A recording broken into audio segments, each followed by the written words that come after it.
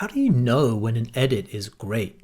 Like, what sets it apart, and how can an expert look at your editing and decipher exactly what is good, what is bad, and where you can improve? That's exactly what we're going to be talking about in this episode of the Video Editing Podcast. It's a conversation between myself and a mentee, Mike. He's been a mentee of mine for a number of years, and he had a fantastic question. It was, how do I know when something is good? In this episode, we're going to try a new format, and you're going to hear part of a conversation between him and I, where I explain what makes an edit good.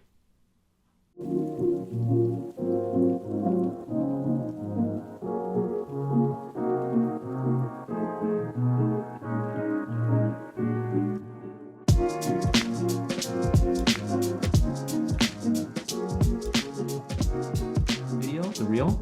You said that I was like, I really love that work and I was having a lot of fun. How do you know that? Like, how did you, what about it like made you think that? It's a good question. That's just something that is in tune with me after having edited for so long.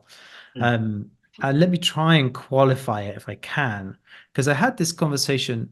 So yesterday, I interviewed the editors of the Apple TV show Lessons in Chemistry, Oh, nice. and I said to them, there's a few montages, actually a lot of montages throughout the series, and I said, you had a lot of fun.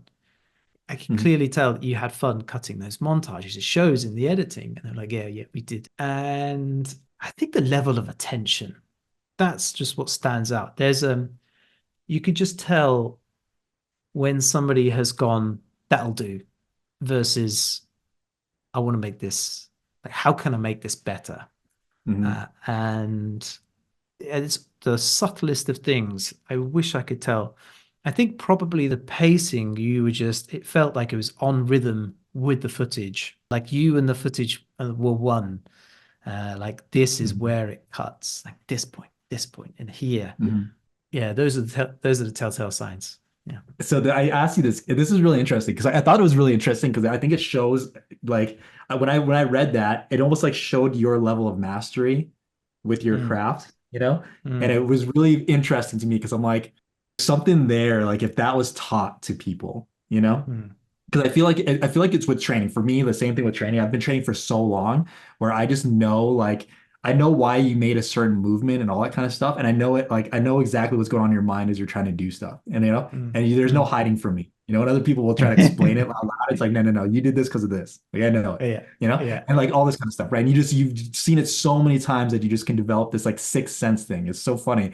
And that blew my mind because know that editing has that too. Just to be able to see the cuts and you can read things was really fascinating to me. And then thinking about like how if that's possible to like sort of like create structure around that. And I know that the simple answer, right, is like experience. It's really just being able to cut a bunch of times and seeing this stuff. But so that's like one. And so I bookmarked that idea because I know that's totally true. And that's usually what most people lean to. But then I was like, okay, but what if there was just like a way to like actually get people to figure out this like because that's the art right there, right? Like that part of it. That's like that's the juice, you know? Everything, you know, people don't get that. And some people don't ever get that. You know, like Nope, I've had a lot of trainers, right? Same thing with editor, like they never get that thing that really like, and that's the art part of it, the you know, the emotion part of that kind of stuff. So I'm just like, damn, how do you create that? You know? I was like, if you sell a version of that for like that would be like, yeah, that would crush, you know, like nobody sells that shit, like that thing. Yeah. Exactly. Um, That's something I've been trying to do with Unsplice. It's like create or systemize creativity.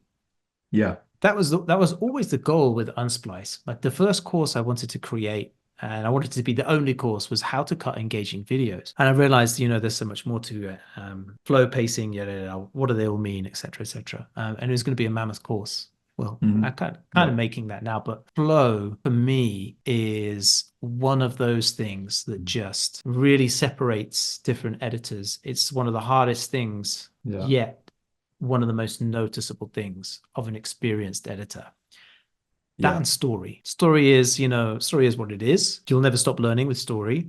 And if you're just talking about strictly dialogue, then there's infinite ways you can tell a story, evidenced by training assignment Hmm. space within Unsplice Pro. You know, everybody's edit of the Lightfoot documentary is different, Hmm. and none of them are necessarily worse. But flow, now flow is very cut and dry. It's good or it's not. Hmm. And it is about, and I've tried to do as best as I can to teach it in the flow module.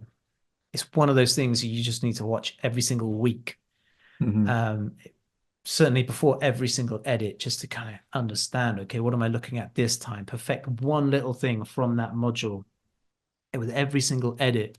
And your non-dialogue edits will look slick as fuck. Hmm. And there was an element of that in that edit. It was Hmm. the timing of the cuts. Maybe that's more to do with pacing, actually.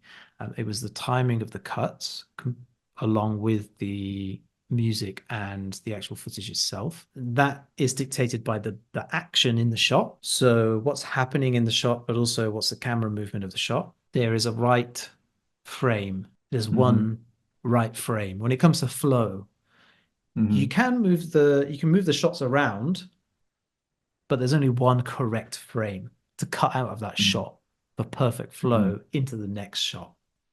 Hmm. Um, and so that, I guess that's mastery of flow. Yeah. But Yeah. no, also knowing which shot is the best shot to follow that. And it was evident in that edit that you'd paid more attention to that, or you were just feeling the Mhm. footage a bit more. Yeah.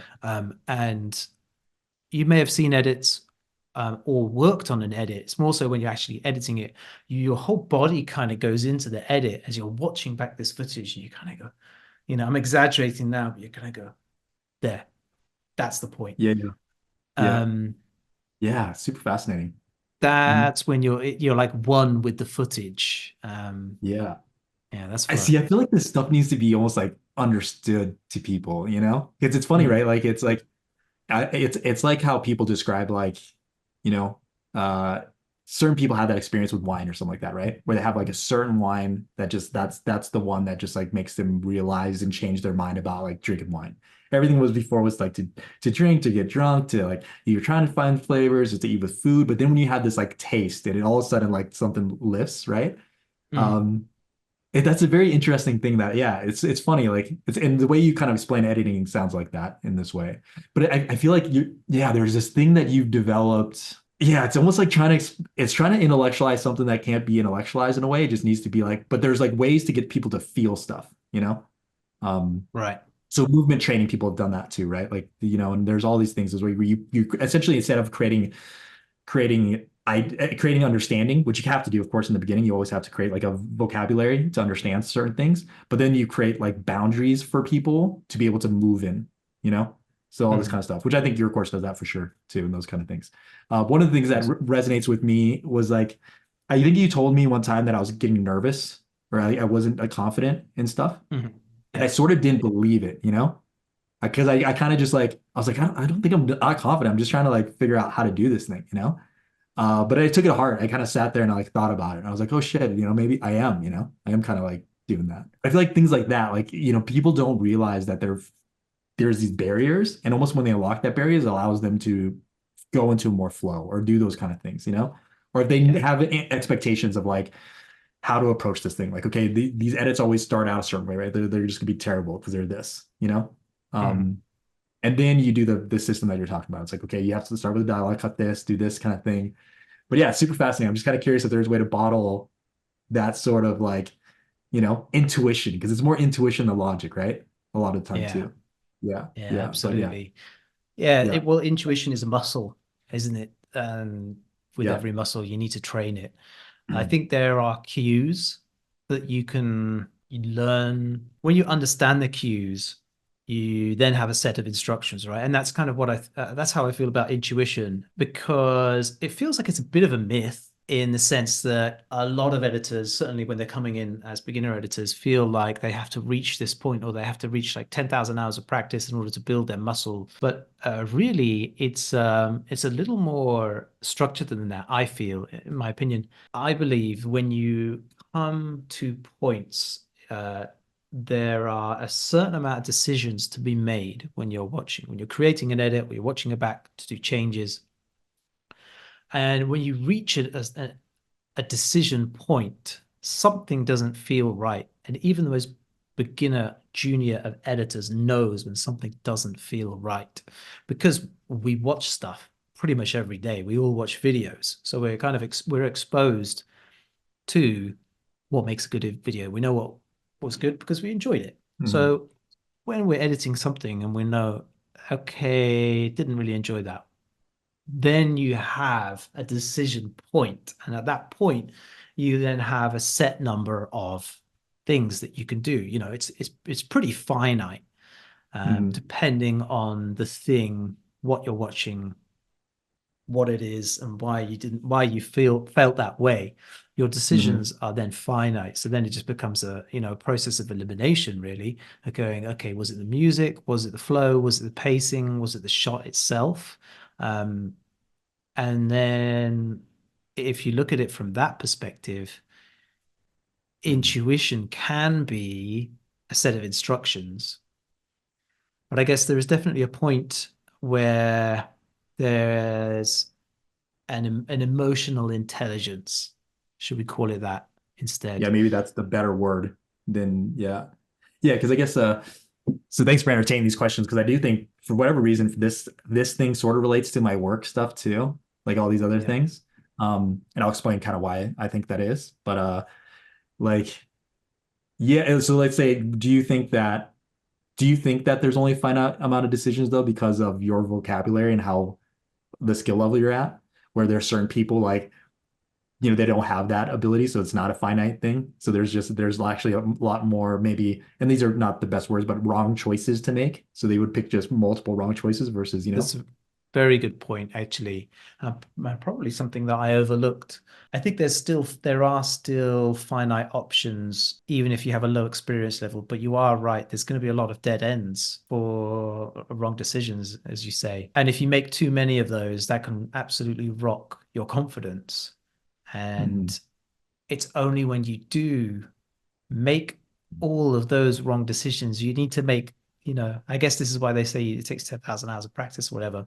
Um, Yep. you need to make all of the decisions and try every single option. And then only then, when you know every single option, you know which are the right ones.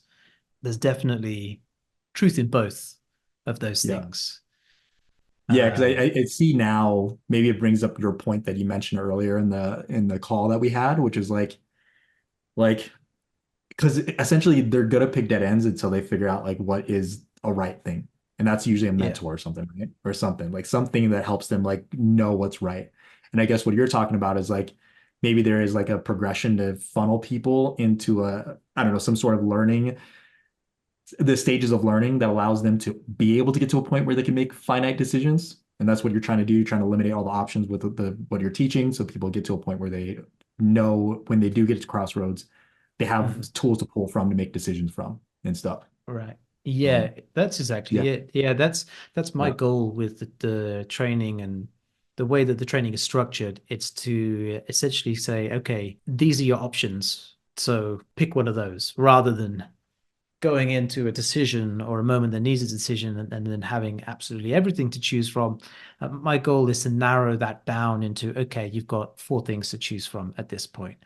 So mhm, what you're gonna focus on? Is that going to be the story? Is it going to be pacing? Is it going to be flow? And when you're looking at that, what part of the flow is that? So there within the flow module, you've got 12 points that mhm, make up flow. Which one of those is it? If you've gone, okay, actually, yeah, it's the flow that's off. Well, now mhm, there's only 12 things to choose from. Which one is it? And even then, not every edit will want to answer to those 12 things. And going back to the flow module, it talks about breaking it down into the three categories. So it breaks it down into movement, rhythm, and tone. Movement of the camera or the action, mhm, the rhythm of the shots, of the audio and of the action, and then the tone of the visuals, the music, the sound effects, and the graphics. And so if you look at this is a pretty finite list of things to choose from. which is Right. the idea behind training on Splice to kind of reduce the amount of decisions you need to make for beginners so that you understand that there's a finite stuff you can change at this point to Hmm. make a better edit. And that comes down to movement, rhythm, and tone. This one's good as well. Hmm. And just listing all the different types of shots. You have the straight cut, cutaway, cut in, a jump cut, Hmm. dissolve, a wipe, J cut, L cut, match cut, smash cut, cross cut, Hmm. and a montage. And if you think that like that's a finite list of cuts to choose from, so Hmm. every single edit that you make, if you're unsure how to make something better, you can then just look at this list and say, okay, which is actually going to make the transition to this next shot better. So you use the Hmm. previous framework, movement, rhythm, and tone, to decide on which shot should go next based on the shot that's come before it. Hmm. And then you can go, okay, which cut is going to suit these best? Hmm. If it's going to be a match cut, then you know you are looking for some footage which is very similar to the previous shot. And if I fast forward to the match cut lesson, we have a list of different types of match cuts: an action Hmm. match cut, a movement match, pass by match, graphic match, color match, idea match, or sound match. And so Hmm. now, with these examples, we can see which would be best. And so it's kind of Hmm. like breaking down all of those decisions Hmm. into this short list of possible Yeah. things you could do. Yeah, because when I see that is I think about it like a jab, cross, right hook sort of thing, like leg kicks and stuff like that. It's like they're all like you only have like so many moves you can do or so many limbs you can throw at someone. Um, but then you have to essentially just like you have to just throw those at like different bodies all the time, different Right. pacing, different this, and that's when you build that thing that you have. It's just so many different versions of things and facing all this stuff. Yeah, super fascinating. Yeah. Yeah. And then when you've got a real Yeah. opponent, you're reacting to Hmm. them and to the movements Yeah. they're doing, to the punches they're throwing. And it's not the same as if you were to just hit a static training bag or anything like that. Yeah. Yeah, that's what I wonder if like how do you feel about a mindset component, you know? Do you feel like there's mindset stuff that you like to convey to people, Like so for me for training, it's like there's only so many movements people can do really, and they're just variations of the same movements, right? Mm, And then you just yeah. like, but really what matters is their mindset and their relationship to certain things, their relationships to attention and their ability to manage stress. And so you really, but then there's a whole art form to that, right? Like getting someone to like learn how to like engage with that, like getting their inner dialogue and all that kind of stuff. And so it's like I realize as if I train people now, it's all this like mindset stuff. Mm. It's like having people work that. Yeah, do you feel like there's like elements of that in editing? And if there are, like is there any that would come up like for you immediately? Yeah, And do massively. you think of like, It's a huge yeah. part, and every single session, every single mentoring session or group mentoring session I have with an editor, every single time, pretty much, bar a few technical things, it's an emotional uh, Hmm. response. The Hmm. problem they're having is based off of emotions they're experiencing, but it's manifesting itself in what they see as an inability to do something. Um, more often than not, it's confidence, just Hmm. not actually having the confidence to just try something out. They'll resort to something safe that they've done before and then put it Hmm. in because they did it before. It doesn't mean just because they did before it was good. Hmm. So Right. that's definitely something that comes up a lot. And that's the biggest thing that holds people back, and that's why 6 years after self-taught editors will be stuck in the perpetual practice loop. They just keep practicing Hmm. and they're just practicing and practicing. They don't see much improvement in their editing, or they're not Hmm. seeing their career grow the way they want it to, or they're not seeing Hmm. um, the opportunities that they like come their way. And a lot of it is based in fear of trying new things, of pushing their own boundaries, um, and experimenting. And I could back that up really by saying some of the best editing decisions that I've ever made are those happy accidents, where you're just throwing stuff together on a timeline and then you go, oh shit, that works really Right. well. I would never have thought to do that. Actually, I'm going to keep that. Yeah, yeah, Um, yeah. Yeah, yeah. and Yeah. the more you do that, the more you build up an arsenal of techniques. That is Yeah. how I found editors develop a style. It's Mm, not, by studying something and then going, I'm going to do that. mm, It's about these happy accidents and going, that was cool. I'm going to mm, try some more. Maybe I can finesse this technique and make it smoother and better. And then they nail it, and then they keep it and they own it, and then they use that from that day forward. yeah. That is how people develop their styles. But going back to your Yeah. initial question, really about emotional manifestations, confidence is one of them, and I was going to say indecisiveness is another thing, but that kind of comes back to confidence again. Mm. Yeah. There's indecisiveness is that lack of confidence in your own decisions Mm, and not knowing like which one is the best decision to go, which one should I go with, not yeah. realizing that actually there isn't a better necessarily one is better than the other. Just try them both. Mm, Let's say there's two decisions. Well, if you can try them both, it's going to take you a fraction of a second to try both and then see which one works better. Now that you've mm, done that, every single edit going forward, faced with the same situation, which is the better decision to make. And some people will just get paralyzed and get stuck at that point, like, oh shit, what if I make the wrong decision? mm. And so, yeah, confidence is a I think huge, that's funny. I huge think part. you know what that does relate to a lot of different things. Same thing with training. For people, a lot of it's really just confidence. Not trying to feel stupid. I realized too. This just hit me right now when you're saying that, which is like this new way of approaching how I'm trying to deal with all this stuff is just really a confidence thing. I think Yeah.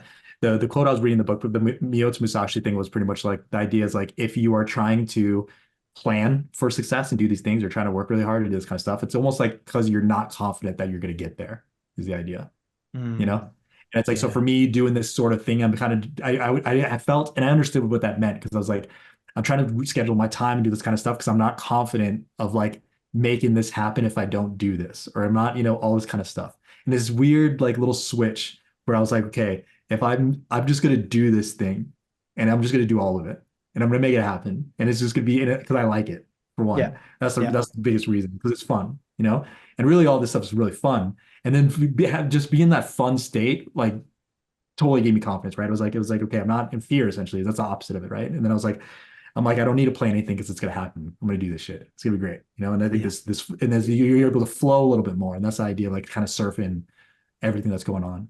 Yeah. Um, so yeah, Absolutely. yeah, just really fascinating. Yeah, yeah. So that was Yeah. really interesting to hear your perspective, and that's what I meant by I think there's this editing kind of relates to this other stuff, and yeah, so it's good to hear your perspective on that for sure. If you found that useful and you loved hearing some of those little bits of information, perhaps you are interested in becoming a mentee as well and joining the Unsplice Academy program yourself. If you would like 6 months of mentorship to help you find consistent work as a freelance video editor, then reach out. I'd love to work with you. Reach out and email me, contact@unsplice.com. Let me know you're interested in Unsplice Academy.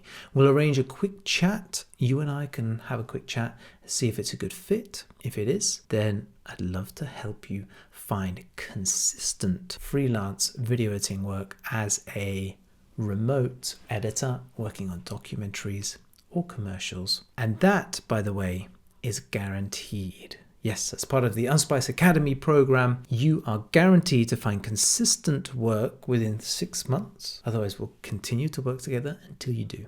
That's how good the lessons are from within the Unsplice Academy program. I really hope to speak with you, and that email again is contact@unsplice.com. Reach out if you'd love guaranteed, consistent income as a freelance remote video editor for commercials or documentaries.